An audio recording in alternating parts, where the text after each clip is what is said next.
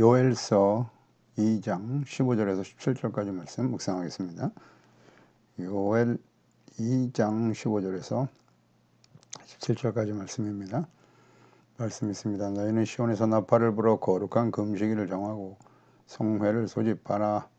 백성을 모아 그 모임을 거룩하게 하고 장로들을 모으며 어린이와 젖 먹는 자를 모으며 신랑을 그 방에서 나오게 하며 신부도 그 방에서 나오게 하고 여호와를 섬기는 제사장들은 낭실과 제단 사이에서 울며 이르기를 여호와여 주의 백성을 불쌍히 여기소서. 주의 기업을 욕되게 하여 나라들로 그들을 관할하지 못하게 하옵소서. 어째 이방인으로 그들이 하나님이 어디에 있느냐 말하게 하겠나이까 할지어다. 아멘. 모임을 거룩하게 하고 긍휼을 구하라.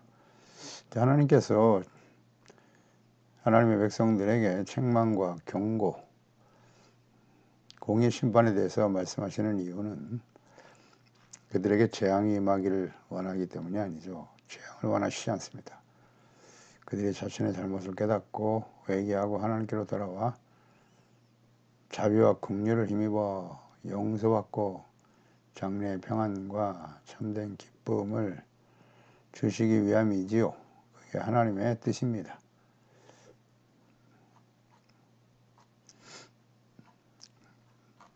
그렇지만 이 백성들이 진실한 마음으로 하나님께 돌이키지 못하기 때문에 주님께서는 안타까운 마음, 간절한 마음이죠. 지금이라도 이 말씀을 듣고 있는 지금이라도 하나님께 돌아와라. 돌아오면 하나님께서 용서해 주시겠다고 간곡히 외치고 계시죠. 어떻게 하나님께로 돌아갈 수 있는가? 방법을 제시하셨죠. 마음을 다해서 회개하라 그랬어요. 금식하고 울며 애통하고 마음을 다하라 그랬어요. 그러니까 진정한 금식은 자신의 죄를 회개하고 자복하는 것입니다. 형식적인 금식이 되어서는 안 되고요. 외식하는 자가 되어서는 안 되겠죠. 그래서 옷을 찢지 말고 마음을 찢어야 된다. 마음의 죄악을 깨닫고 버려야 된다는 것입니다. 그러니까 형식적인 모습이 아닌 마음 중심으로 죄를 깨닫고 회개하여 버리라. 이렇게 하나님께 돌아오면 하나님께서는 용서하시겠다는 겁니다. 작정된 재앙을 내리지 아니하실 것이다. 간절히 외치고 계시네요. 그러니까 하나님께 돌아가려면 먼저 해야 될 일이 있는 것이죠. 말씀을 듣고 자신의 죄를 인정하는 거예요. 깨닫고 돌이키면 되는 것인데 그게 쉽지가 않습니다. 마지막 심판, 임박한 심판의 시대를 살아가는 하나님의 자녀 백성들이 마땅히 회개하고 돌아올 것 같지만 그게 쉽지가 않아요. 여러 번 강조하여 말씀드리지만 깊이 술에 취하면요 아무리 깨어도 일어날 수가 없는 거예요. 그래서 하나님의 진노가 임할 수밖에 없는 겁니다. 15절에 너희는 시온에서 나팔을 불어 거룩한 금식일을 정하고 성회를 소집하라 그랬어요. 시온에서 나팔을 불어라. 예루살렘 성전 나팔을 부어 거룩한 금식일을 정하라고.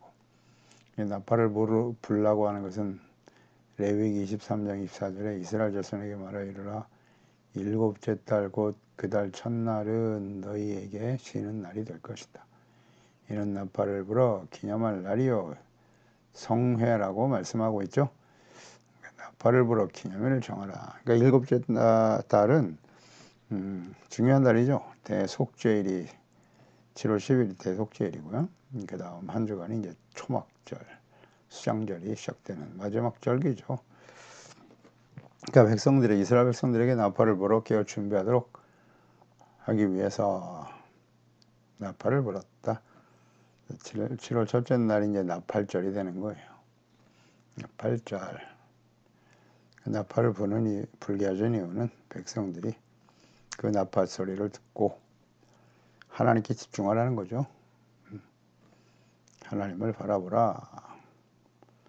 이렇게 나팔을 불어서 거룩한 금식일을 정하고 성회를 소집하라고 말씀하고 계시네요. 나팔 소리를 듣고 하나님께 돌아와 하나님의 성전에 모여 죄를 깨닫고 회개하고 버리고 기도하는 거룩한 성회가 되도록 하라고 말씀하고 계시네요. 그러니까 지금 이 상황이 매우 심각한 상황이기 때문에 다급한 상태죠. 이제 하나님의 진노가 임박한 시대였기 때문에 나팔을 불어서 계속 깨어있게 하라는 뜻이겠죠. 장차 다가올 심판과 재앙에 대해 하나님께 나와 회개하고 돌이켜 자비와 긍휼을 구하라는 하나님의 뜻이겠죠. 이제 금식하면서 죄를 버리는 거죠. 성전에 나와 속죄 제사를 통해서 용서를 받아라 라고 외치고 계시는 겁니다. 거룩한 금식을. 그러니까 금식은 자신의 소원과 욕망과 뜻을 이루기 위해서 하나님께 굶으면서 시위하거나 응답을 강요하는 것이 아닙니다. 하나님 앞에 응답해 주시지 않으면 먹지 않겠습니다. 이게 시위하는 게 아니에요. 금식은 하나님의 뜻을 받아들이고 온전히 순종하기 위해서 자신의 뜻과 생각을 내려놓고 포기하는 것이 거룩한 금식이죠. 하나님이 기뻐하시는 금식에 대해서 이사야서 58장이죠. 4절에 보라 너희가 금식하면서 논쟁하며 다투며 악한 주먹으로 치는도다. 너희가 오늘 금식하는 것은 너희 목소리를 상달하게 하려는 것이 아니라 나의 목소리, 나의 뜻, 나의 욕망, 소원을 상달하게 하는 게 금식이 아니라고요. 이것이 어찌 내가 기뻐하는 금식이 되겠으며 이것이 어찌 사람이 자기의 마음을 괴롭게 하는 날이 되겠느냐. 그의 머리를 갈대같이 숙이고 굵은 배와 죄를 펴는 것을 어찌 금식을 하겠으며 여호와께 연락될 날이라 하겠느냐. 받지 않으시겠다는 거죠. 내가 기뻐하는 금식은 흉악의 결박을 풀어주고 멍에의 줄을 끌어주며 압제당하는 자를 자유하게 하며 모든 멍에를 꺾는 것이 아니겠느냐라고 말씀하시네요. 진정한 금식은 흉악의 결박을 풀어주는 거예요. 하나님 앞에서 죄를 버리고 의로운 하나님의 자녀로 회복되어지기를 간절히 소망하는 것이죠. 성회를 소집하라. 성회로 모이라고 하는 명령은 과거 하나님께서 절기를 지킬 때 하신 말씀이죠. 6월절에 대해서 레위기 23장 7절 그 첫날에는 너희가 성회로 모이고 아무 노동도 하지 말지며 너희는 이래 동안 여호와께 화제를 드릴 것이며 일곱째 날에도 성회로 모이고 아무 노동도 하지 말지니라 그랬어요. 성회로 모여라. 첫날에는 성회로 모이고 그러니까 하나님의 절기 6월절을 지킬 때 하나님의 성전에 나와서 제사와 예배를 드리고 6월절 구원하신 하나님의 은혜를 감사하고 찬양하면서 하나님의 은혜에 집중하는 거죠. 구원의 은혜를 소중하게 여기고 감사하고 찬양하고 주의 말씀에 귀를 기울이는 거예요. 그리고 잘못된 죄악된 모습들을 버리고 용서받고 의를 회복하고 구원과 우리의 모든 필요를 채워주신 하나님의 은혜에 감사하라. 성회로 모인다는 뜻이겠죠. 그래서 16절에도 백성을 모아 그 모임을 거룩하게 하라 그랬어요. 그러니까 백성들을 모으되 거룩한 모임이 되도록 하라는 거 주목해야 돼요. 인간적인 교제와 친목, 위로와 격려가 목적이 아니에요. 우리가 교회로 혹은 하나님의 자녀들이 함께 모여서 예배하고 기도한다고 하는 것은 거룩하신 하나님 앞에 서는 일이에요. 오직 하나님의 말씀을 듣고 자신들의 잘못을 깨닫고 회개하며 기도하고 예배하는 자리가 되게 해야 합니다. 교회에 모이는 목적이 무엇인고? 교회는 구원받은 하나님의 자녀들이 함께 모임이 교회입니다. 그 모임이 거룩한 모임이 되게 하라. 그래서 우리 교회 안에서 그리스도인들의 만남과 교제가 거룩한 모임이 되고 있는가? 인간적인 친목단체와 같지는 않은가? 그 차이는 무엇인가를 생각해 보세요. 하나님 앞에서 예수 그리스도 안에서 예배와 사명을 위해서 만나는 거룩한 모임이 되고 있는가요? 교회 안에 구원받은 하나님의 자녀들의 모임은 이해관계로 모이는 것이 아닙니다. 서로 자신의 유익을 위해서 만나는 것이 아니에요. 예배, 거룩한 하나님의 자녀로 하나님의 뜻을 순종함에 따르며 주님을 섬기고자 하는 진실한 마음으로 모이는 거룩한 모임이 되어야죠. 장로들, 나이가 든 자, 어린아이며 젖먹는 아이까지 다 모이게 하라. 신랑 신부도 나오게 하라 그랬네요. 장로는 나이 든 사람들 혹은 뭐 지도자 이렇게 볼 수 있겠죠. 어린아이와 젖먹는 아이까지. 그러니까 부모 세대들의 범죄가 자녀들에게 어떤 영향을 주게 되었는지를 깨닫게 하기 위해서 다 모이라고 하신 거죠. 부모의 범죄가 어린아이들에게까지도 심각한 영향을 미치게 될 것이다. 죽음에 직면하게 되는 상황이죠. 이제 어린아이들에게 죄의 결과에 대한 하나님의 공의가 얼마나 무서운가를 가르치고 배우게 하려는 뜻이 있을 겁니다. 그래서 어린 자식들까지도 성령에 모여 회개하고 기도해야 하는 엄중한 상황을 부모들이 깨닫고 돌아오게 하려는 하나님의 뜻이겠죠. 네, 그렇습니다. 하나님께서는 진실한 마음으로 회개하고 돌아오기를 이렇게 간절히 원하시는 거예요.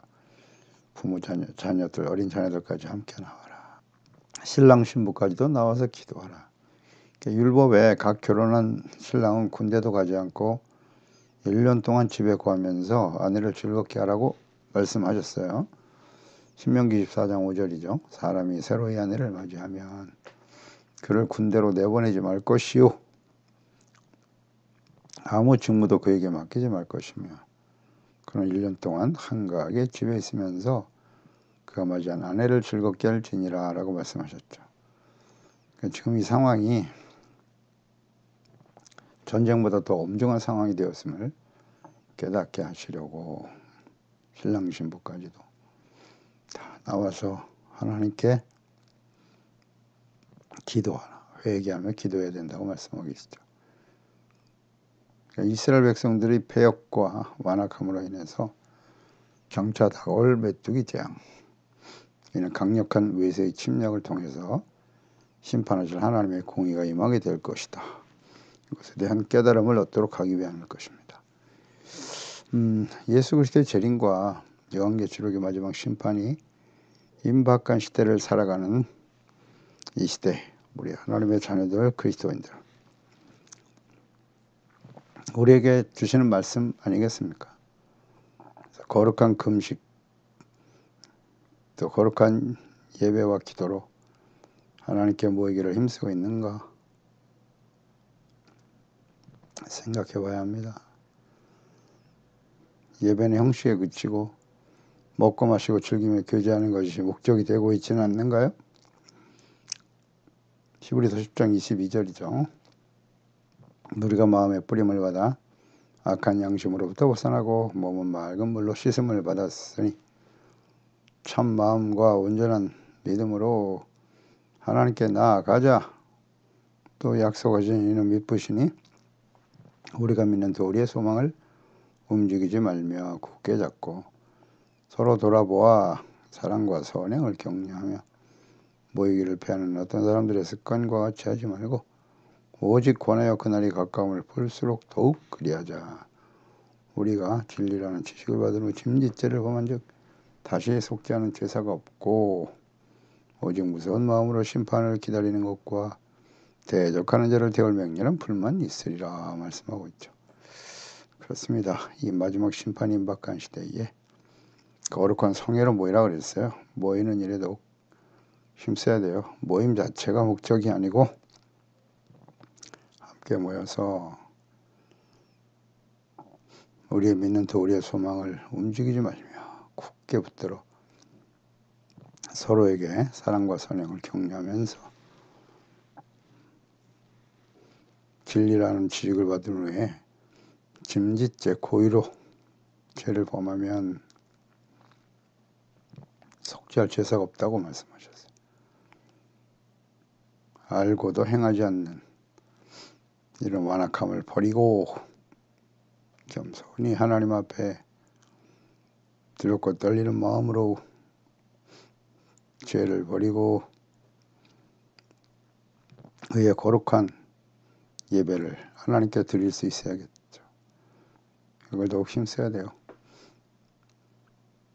17절에 여호와를 섬기는 제사장들은 낭실과 제단 사이에 울며 이르기를 여호와여 주의 백성을 불쌍히 여기소서 주의 기업을 욕되게 하여 나라들로 그들을 관할하지 못하게 하옵소서. 어찌하여 이방인으로 그들의 하나님이 어디 있느냐 말하게 하겠나이까 할지어다. 여호와를 섬기는 제사장들이 할 일은 낭실과 제단 사이에서 울어야 된다 그랬어요. 울어라. 하나님께 용서를 위해서 번제단의 제물을 드리는 그 자리에서 백성들의 죄를 대속하면서 하나님의 자비와 긍휼이 임하도록 눈물로 기도하라는 것입니다. 이것이 제사장들의 역할이죠. 그러니까 하나님과 백성들에게 하나님의 말씀을 가르치고 바르게 가르쳐야죠. 책망과 교훈, 의로 교육하여 하나님의 사람으로 온전하게 되도록 죄를 깨닫고 회개하고 용서받도록 해야 할 사명이 제사장들이 해야 할 일입니다. 중보자로서 경건한 제사와 예배와 기도를 통해서 백성들의 죄를 하나님께 회개하고 용서와 자비와 긍휼을 얻도록 하는 막중한 사명이죠. 이 일을 계속하며 눈물로 기도하라. 울면서 기도해야 한다. 하나님의 백성들의 죄를 하나님 앞에서 눈물로 회개하며 기도해야 된다는 뜻이겠죠. 제사장들이 해야 할 일인데 이스라엘 백성들의 멸망의 원인은 무엇인고? 과거나 모든 시대 오늘날 마찬가지. 멸망의 원인은 제사장들의 부패와 타락이에요. 그들의 역할과 사명에 충실하지 못한 결과였죠.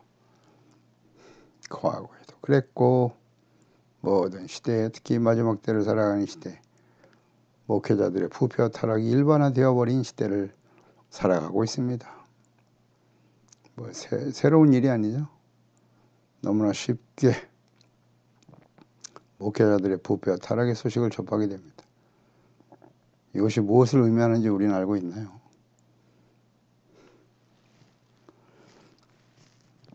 이것이 마지막 때의 징조라는 사실이에요. 하나님의 공의가 임박한 시대라는 사실. 그래서 우리는 그리스도인들 역시 우리의 정체성과 사명이 무엇인가를 분명히 알고 살아가야죠. 베드로서 2장 9절에 그러나 너희는 택한 족속이다. 정체성. 택하신 족속 왕같은 제사장들이라고 하셨어요. 거룩한 나라고 그의 소유가 된 백성들이다. 너희를 어둠 가운데서 불러내어 그의 기이한 빛에 들어가게 하시니 아름다운 덕을 선포하도록 우리를 구원하셨다. 그러니까 우리가 다 왕같은 제사장이라는 것 잊지 말고요. 그리스도인들이 제사장으로서의 그 역할과 사명을 각자 주어진 자리에서 가정에서 가장으로서 부모로서 그 제사장의 역할을 다하지 못하면 가정이 무너지는 거예요. 자녀들이 악한 세대 속에서 죄악 가운데 살아갈 수밖에 없어요. 매우 중요한 문제죠. 가정을 살리고 자기 자신과 가정과 또 교회 목회자들 역시 마찬가지. 하나님 앞에 거룩한 제사장으로서 하나님의 말씀을 바르게 가르치고 책망과 교훈, 바르게 함과 의로 교육하며 하나님의 사람으로 온전하게 만들어가는 일에 힘써야겠죠. 이 사명을 다하지 못하면 함께 하나님의 공의 앞에 서게 될 것이다. 이 말씀을 우리는 들어야 됩니다. 계속 들어야 돼요. 들어서 우리가 지금 무엇을 어떻게 해야 할지를 잘 분별하고 하나님이 요엘 선지자를 통해서 끊임없이 외치셨으나 이 말씀을 듣지 않았죠. 그 이후에 이사야 선지자를 보내고 호세아, 예레미야 계속 보냈으나 완악한 하나님의 백성들은 돌이키지 않더라. 그 결과가 어떠한지를 우리는 성경을 통해서 역사를 통해서 확인할 수 있는 것입니다. 교훈을 얻어야죠. 교훈. 기도하겠습니다. 하나님 아버지, 오늘도 주의 말씀을 통해서 하나님께서는 하나님의 자녀 백성들이 결코 멸망과 재앙을 당하는 일을 원치 않으세요. 그러나 하나님은 자비와 사랑과 긍휼이 풍성하신 하나님이시지만 또 공의의 하나님이시기도 하십니다. 그런 거로 끊임없이 선지자들을 보아서 하나님의 말씀을 통해 이 백성들이 죄를 버리고 교만한 죄악된 모든 모습을 우상 숭배를 버리고 하나님께 돌아오라고 간절히 외치고 계십니다.